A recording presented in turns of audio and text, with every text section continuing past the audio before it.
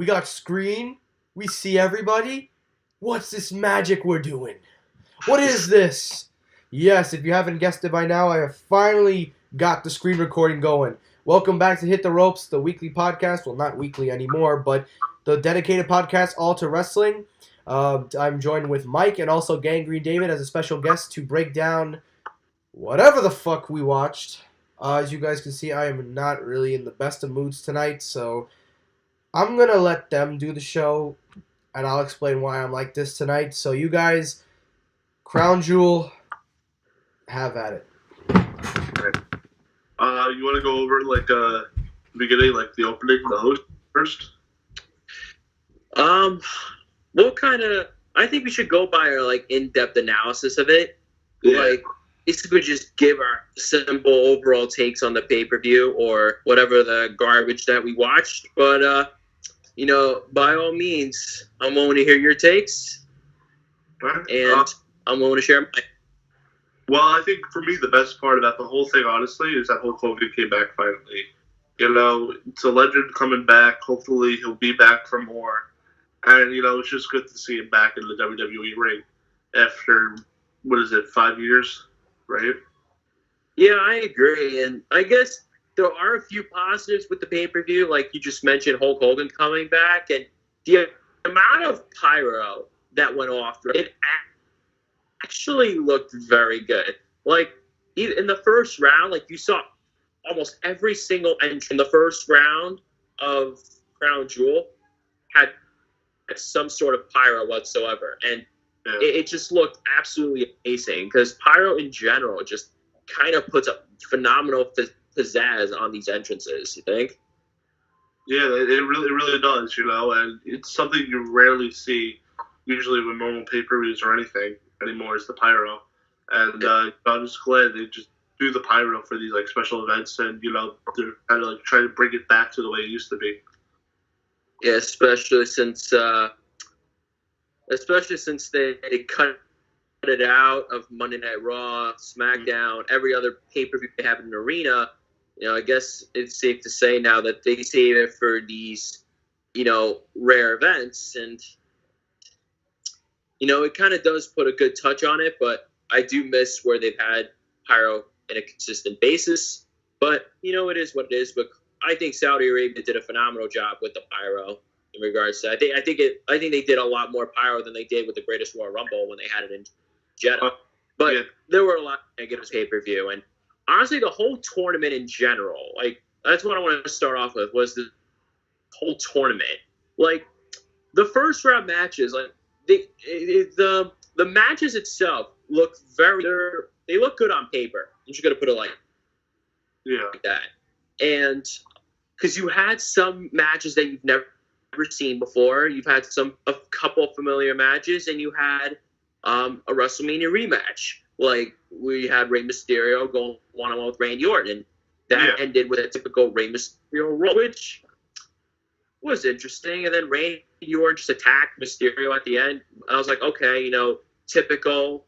It was like watching a SmackDown Live match, more or less. But we also had Seth Rollins versus Bobby Lashley. Now, that match was interesting to watch. Seth Rollins obviously picked up the victory like I expected him to. Kurt Angle versus Dolph Ziggler was good. Kurt Angle. Kurt Angle almost won. What's up?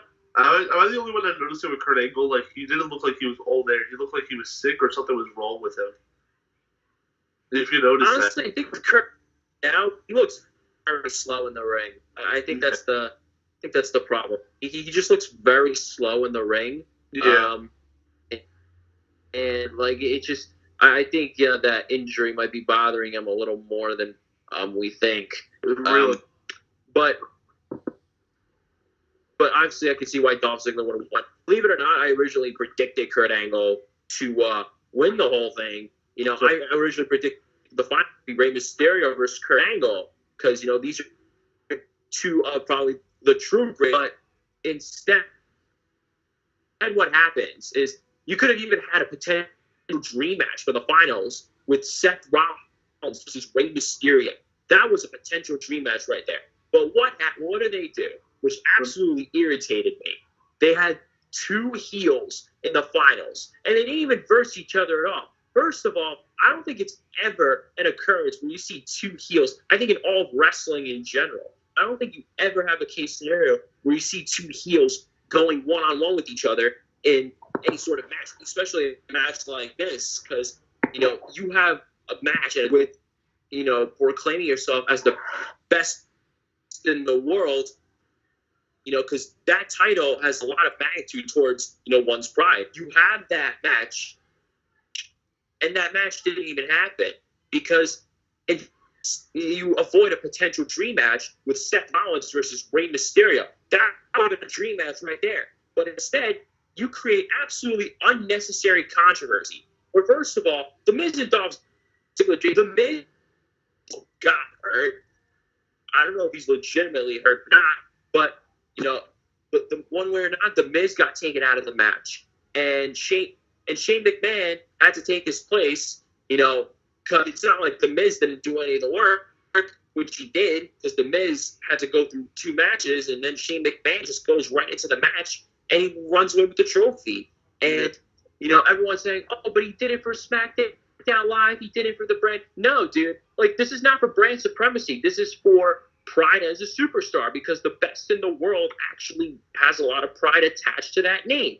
So, absolutely tarnish you absolutely tarnish a tournament that had potential dream scenarios and had dream matches and even had a legend come back in the tournament for a full-time ring return, and you just tarnished it with unnecessary controversy. It was ridiculous. It really was. What are your thoughts, man? Honestly, it's like, I hate to really say this, but it feels like, oh, yeah, a McMahon won. The best in the world. What a surprise, Oh, I didn't even think of it that way. Wow, look, a McMahon won the best in the world. A McMahon's the best in the world. I guess since they run wrestling, they're still going to be the best wrestlers too, And it's like, you're taking that potential away from someone else that could have got that. But I feel like the only reason why they did it, they wanted McMahon to wrestle because, you had John Cena, Daniel Bryan just drop out. And that could have really did something to the tournament and really gave it more. Why? What's up? I can see why they did. Yeah, and I really do understand why they dropped out and everything too. And honestly, it kind of surprised me they would go this route though. If anything, I thought the way they would do it, so I thought Hulk Hogan would come out, right? I thought they would have some old timer come back just to be in the match to replace these two big names. Daniel Bryan and John Cena are two big names. Either you like them or not, but they're just two big names. And who do you replace them with? Bobby Lashley, and I forget who they replaced Daniel Bryan with. Was it? No, they replaced Daniel Bryan with Samoa Joe for the fourth time in the WWE title match, which you basically kind of had to do something last minute. So you had Samoa Joe coming back off the knee injury, and you had to find an opponent for AJ Styles at Crown Jewel since he was scheduled already to defend that title. But obviously, AJ Styles picked up the marriage, and now hopefully what happens next is AJ Styles can move forward into a rivalry with The Miz, because honestly, The Miz deserves another title. As much as it shocks me to say it, I never really liked The Miz, but I have come to grow into seeing what his promos are really like. Yeah. Even his wrestling stuff that could put on phenomenal matches. Look at his match with Seth Rollins that practically made Backlash, a pay-per-view that was just going down in the toilet. That match made that night. Because a guy like The Miz, he actually, with a superstar that's basically equal to the magnitude that he's being pushed, you could put on a good match. That's the case with really any superstar. That's why with Seth Rollins and Rey Mysterio, two top guys in this business, you could put on a phenomenal match with it. And even this is going off topic. Now you're going into NXT. You have Aleister Black versus Johnny Gargano. You have the top two guys in NXT now going one-on-one, which is set to put on a phenomenal match. So the guy, The Miz, versus now having a potential rivalry with AJ Styles, moving forward, that would be, I think, in my opinion, the more appropriate step, for AJ Styles, because eventually he's going to have to lose that belt eventually, because AJ Styles went one-on-one with a lot of the guys, you name it. Samoa Joe, he's had a rivalry with him.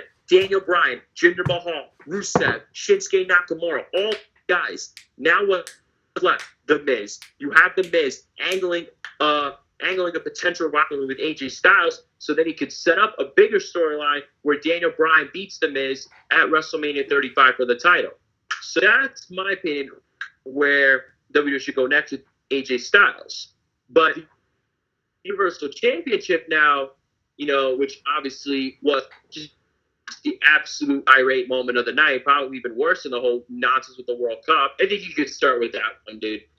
I'm sorry. I know I was out for the majority of this pay-per-view, so what did I miss? We just went over a bit, and we met AJ and Okay. Well, let me do a flash because I know I wasn't here, so I'm gonna make this fast. The World Cup matches, bullshit. WWE World Heavyweight Championship match, bullshit. So yeah, let's keep going. Should we even talk about the Championship? Universal Championship, one word. Bullshit. Technically, 2 words. I'll give you my scenario. As much as now I miss Roman Reigns because he has leukemia, and trust me, I do wish Roman, as coming from a huge Roman fan like myself, I do wish him a speedy recovery. One of the things that made me come out of that match is now I feel much worse for Roman Reigns. Because if you remember, Mike, you and I were back at SummerSlam, and we saw Roman Reigns beat Brock Lesnar for the title that he just got handed to back. He just got the title handed back to him. Yeah. Roman Reigns beat Brock Lesnar for the title. At least we would have had a fighting. So clearly going into that Universal title match, you would have assumed Braun Strowman would have won, because clearly as hell, Braun Strowman, who's been getting pushed and being run as one of the main faces of Monday Night Raw, he would have deserved it. He clearly deserved that Universal. But what happens? You have an absolute garbage of a match where you have an absolute dismal winner, which I think is just absolutely mind-boggling. Because guess what? Instead of pushing guys and giving opportunities to guys like Braun Strowman for a title run, guys like Finn Balor for a title run, Bobby Lashley, Drew McIntyre, Seth Rollins, Bobby Roode, you name it. You give a title back to an absolute garbage of a part-timer who sits on his butt and earns his freaking paycheck and is now going to carry that title, WWE property, into UFC, while you could have had a much more suitable guy that fans enjoy watching now at this point more than Brock. The match itself was just absolutely mind-boggling. F-kick. Yeah. F5, no. Yeah. I know I'm rambling. This is just my post-game. My post-match. So, it was ridiculous. It was like a match for Braun Strowman. Exactly. That's exactly what it was. And not to mention the fact that Baron Corbin hits Braun Strowman with the title. So what? You have Brock Lesnar winning the belt, so you can now angle a storyline between Braun Strowman and Baron Corbin? Give me a break. Give me an absolute break. Baron Corbin, by far, and not to mention Baron Corbin said in the interview after the match, where he's like, "Oh, Brock Lesnar's going to represent the future for this company." What future? Do you not realize what that Universal Championship has meant to him? It's literally just been it's just been more gold around his waist for him to earn more money. Point blank, period. Baron Corbin is absolutely now if he thinks that Brock Lesnar is going to represent the future of this company. Braun Strowman represents the future of this company and deserves a title. Finn Balor represents the future of this company. Brock Lesnar does not. The only thing that he's going to do with that Universal title is have another 500-day meaningless run where he defends the title once. The AJ Styles has held that title for like 200 plus days, but at least he's a fighting champion. What has Brock Lesnar done? Nothing. What an absolute disgrace. Great work, Vince McMahon. Yeah, you're right about that, honestly. It's like, what the hell are you doing now? I think, honestly, this is just a way for them to get rid of Baron as a general manager, finding out how bad he was, and Stephanie be pissed about it. And honestly, I kind of see what they're doing with him. They're trying to get him out in a certain way. You know how they had the strike? How they put Baron Fair put himself in the match with Roman? Oh yeah, Yeah. I do remember that, loud and clear. That was his first strike. She goes, if it happens again, something like that, you're done.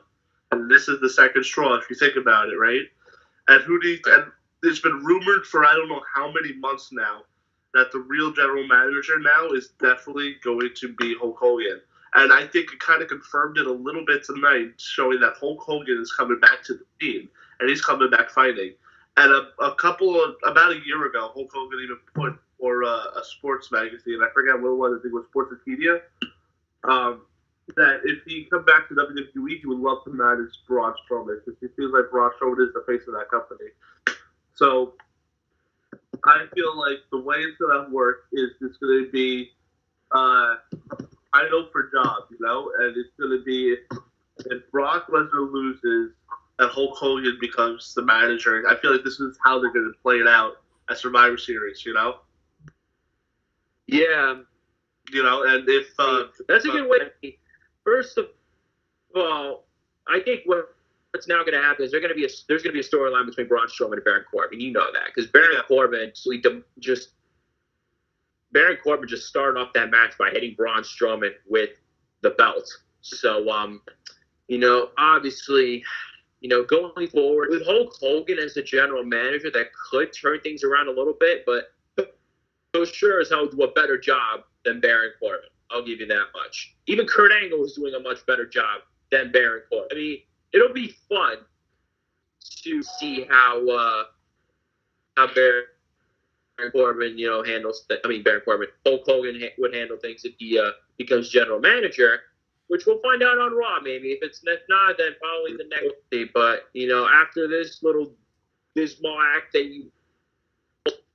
No, absolutely not. There's got to be a change in management at Raw.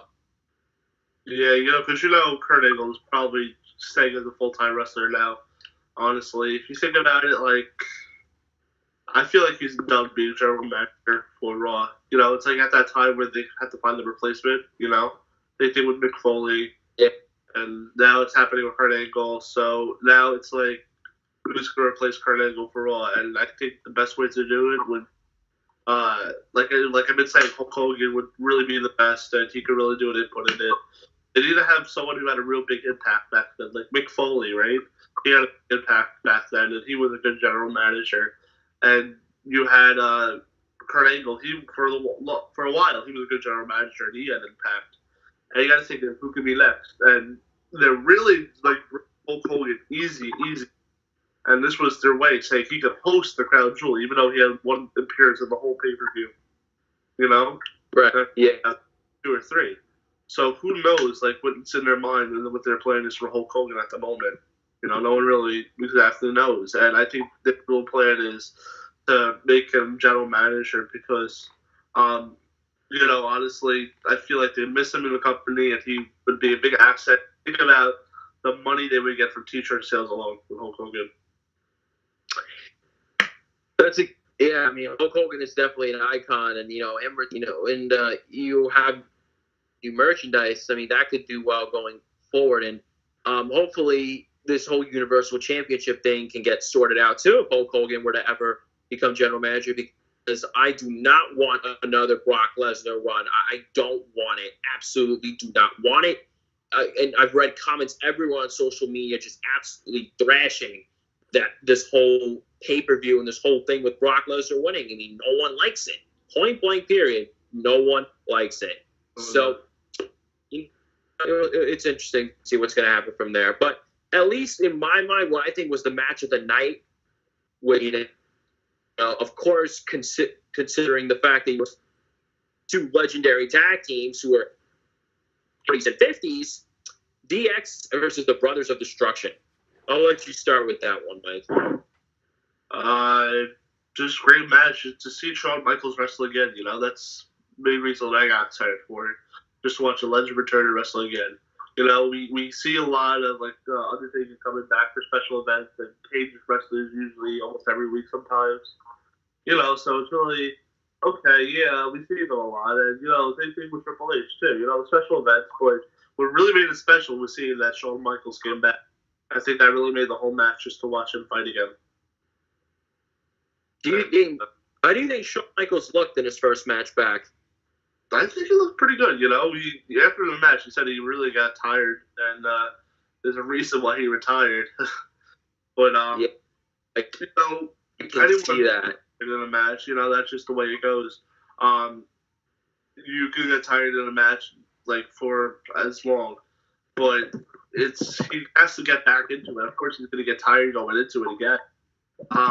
But honestly, it's like, where are they going to go from now? That was my question the whole time, you know? After this match, like, what's going to happen now? It's just going to, like, pretend none of this ever happened on Monday Night Raw now? Or what the hell are they going to do? You know? Well, in my opinion, on the match itself, you know, compared to all the other garbage that we saw throughout the show, that was obviously the match of the. But I didn't think the match was just absolutely 5-star. Like, you know, what we would have saw with Becky Lynch and Charlotte in Evolution, that was a 5-star match. Phenomenal. But with this match, you know, in my opinion, I think it definitely lived to the build up a little bit. Especially since, like, regardless whether or not they're legends, everyone they're all legends, and you know, you want to live up to that legendary standard. All these guys, the age that they're at. Yeah. Look at the match itself. I mean, I like the fact that they had the head-to-head battle, like to start with.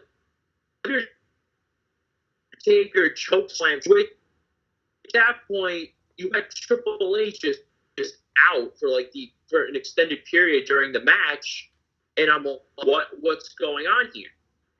Yeah. And like, why basically asleep over there because Taker and Kane just playing around with Shawn Michaels in the majority of the match, and then finally Triple H comes up and he walks and he's like stumbling to get to the end, and all of a sudden like Michaels coming out of this room. So that just kind of killed the match a little bit because obviously because you know they're obviously a lot older and you get more tired as you get older. So you have Triple H in the match, and you know, he's off doing his thing, you know, attacking Kane and the Undertaker, going on his little comeback move, and then all of a sudden, the way the match ends. It was kind of one of those typical heelish-like ending where you have the Undertaker and Kane lining them both up for tombstone pile drivers until Shawn Michaels raked Kane's eyes, and which was smart of him because he was the legal man. And then you had Shawn Michaels super kick and then Triple H pedigree him, which I think was a pretty solid ending right there. But unfortunately, I think we know the reason now why Triple H was out for the extended period of the match was because it looked like he suffered a torn pectoral muscle tear. He suffered a torn pectoral muscle during the match, and that kind of sucks now because now you're without another superstar, considering the fact that your top star is out with leukemia, which I'm still destroyed by that. But overall, Crown Jewel, I give it a D. Absolute garbage of a pay-per-view.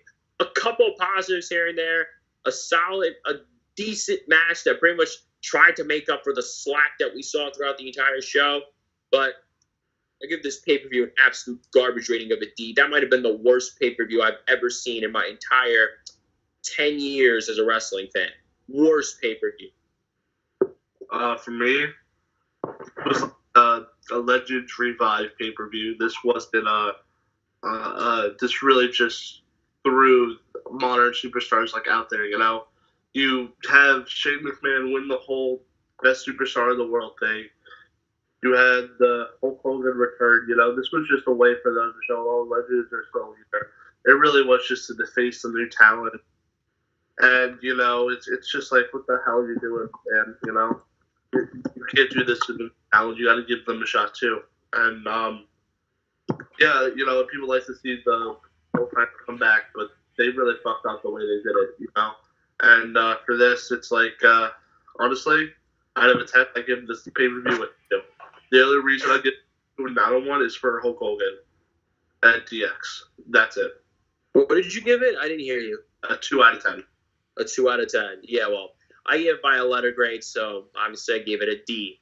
But, you know, we have Survivor Series coming up, and we have NXT TakeOver War Games, which, of course, NXT TakeOver never, honestly, throughout all the times I've watched NXT TakeOver, it's never disappointed me. Here it has, but it'll sure as hell, I'm sure, deliver a much better product than the garbage we saw earlier today. So, yeah, because, you know, NXT superstars, they know they got to work for that opportunity, and they'll do their hardest and put their all in because they know they work for that opportunity. Meanwhile, you have our modern stars that know they already have the opportunity and already in the WWE, and they're like, okay, we got a job. Let's just not put as much effort as we put in, you know?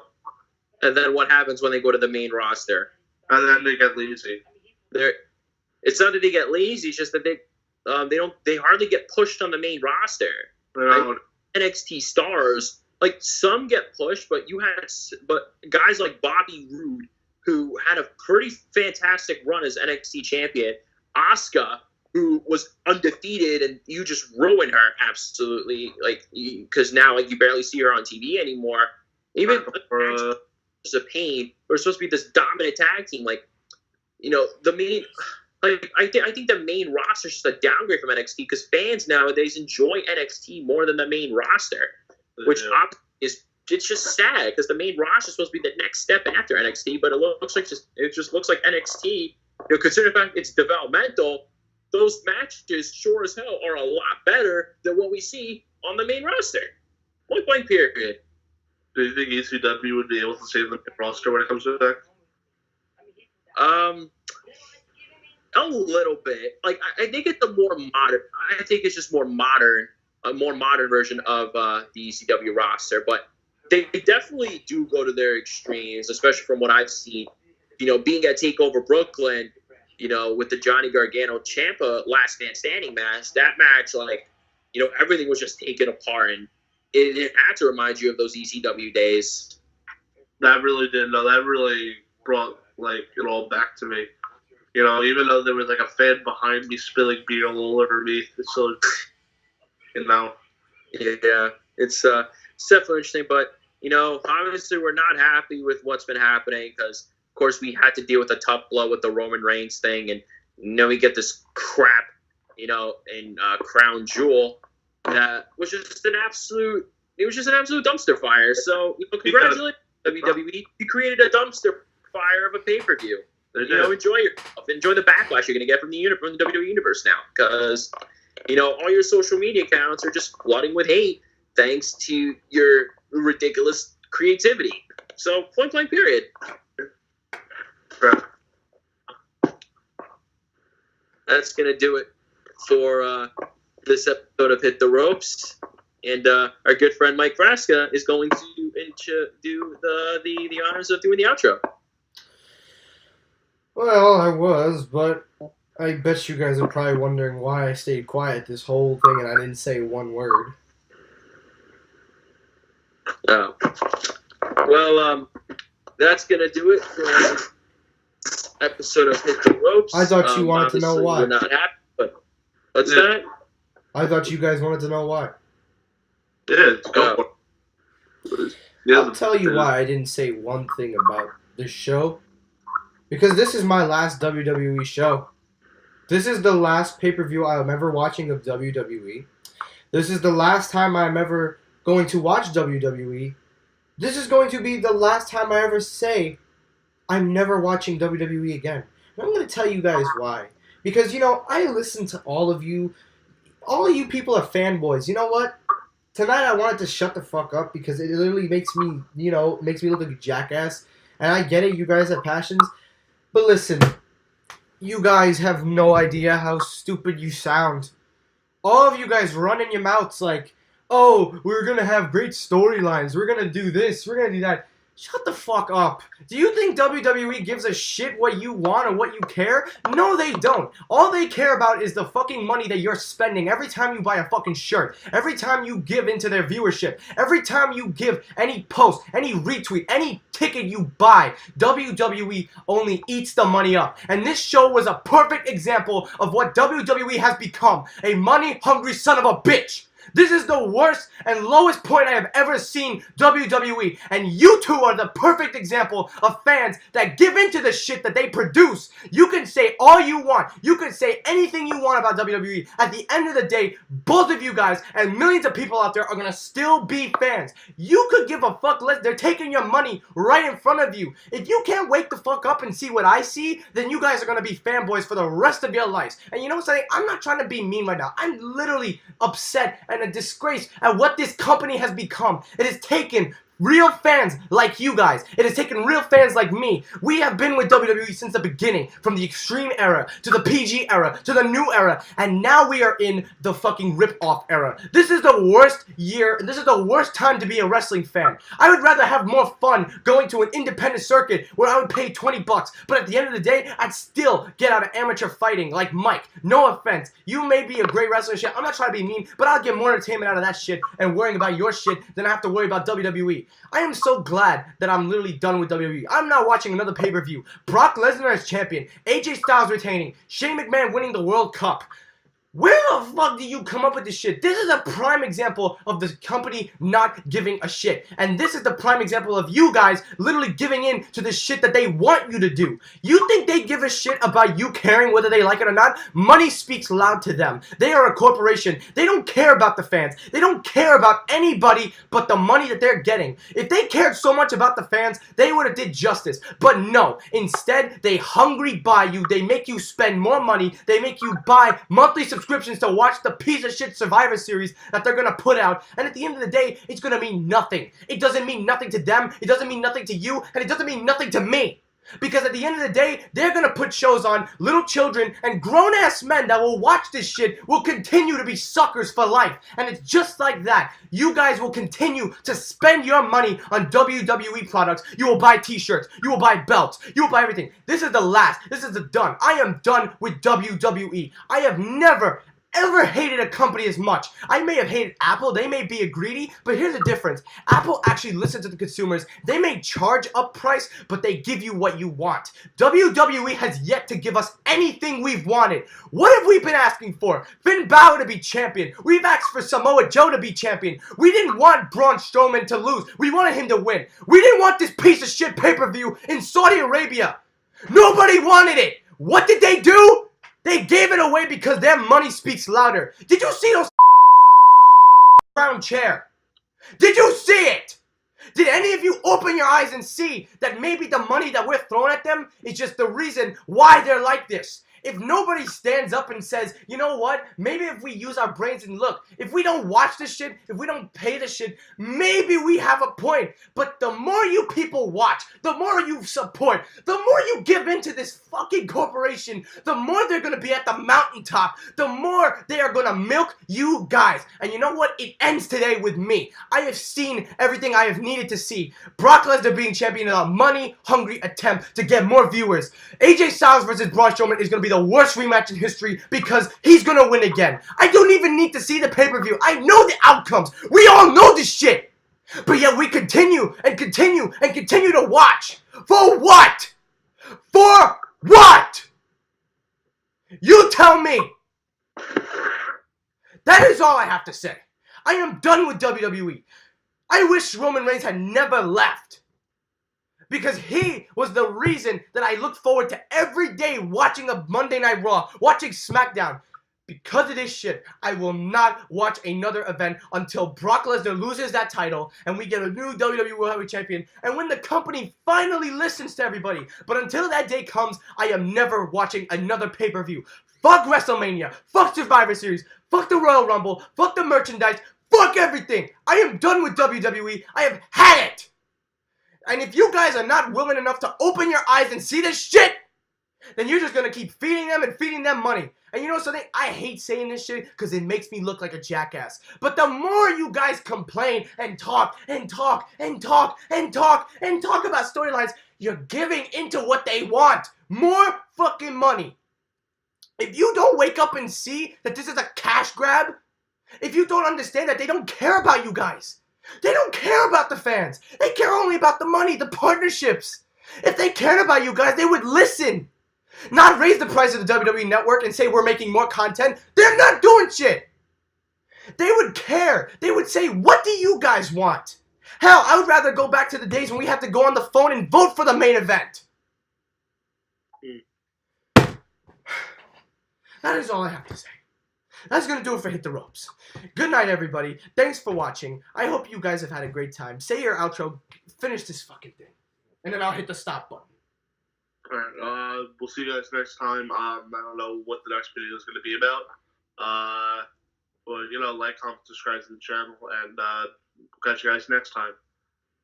See you later. Definitely subscribe to my channel, Gangrene David.